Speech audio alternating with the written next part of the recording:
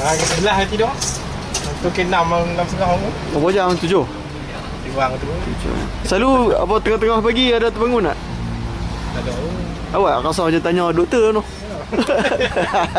Aku baru terbaca dekat track yang mereka kata tidur 8 jam ni semakin scam.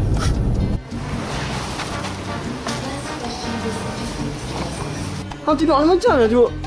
Kau tak 7? 2 jam tu. Oh 7 no? 2 depan.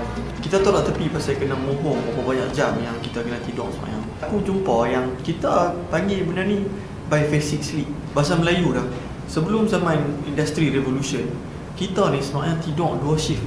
Kita akan tidur, lepas tu kita akan bangun tengah malam. Kita akan buatlah apa sama ada nak buat kerja ke, nak baca buku ke. Lepas tu dalam sejam, lebih sejam 2 jam, kita tidur balik.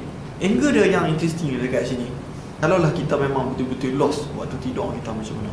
Dalam agama, kita dah tahu dah kata memang ada sunnah untuk bangun di sepertiga malam. Dan betul memang pada waktu tu, selain daripada hang bangun buat kerja, hang baca buku, memang ada orang mereka untuk tulis jurnal, mereka bermeditasi. Tu memang waktu yang uninterrupt punya fokus.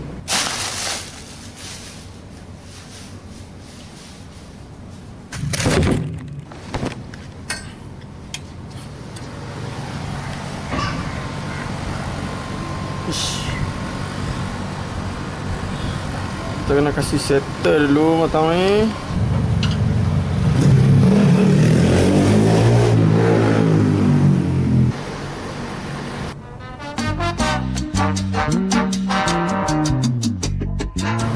Oh, kan comel sikit.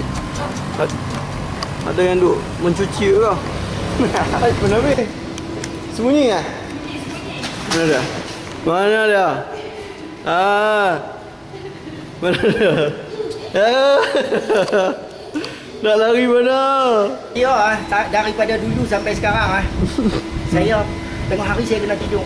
Oh, kan rubah ha? Kena memang Daripada muda dulu sebab lah. saya kena tidur.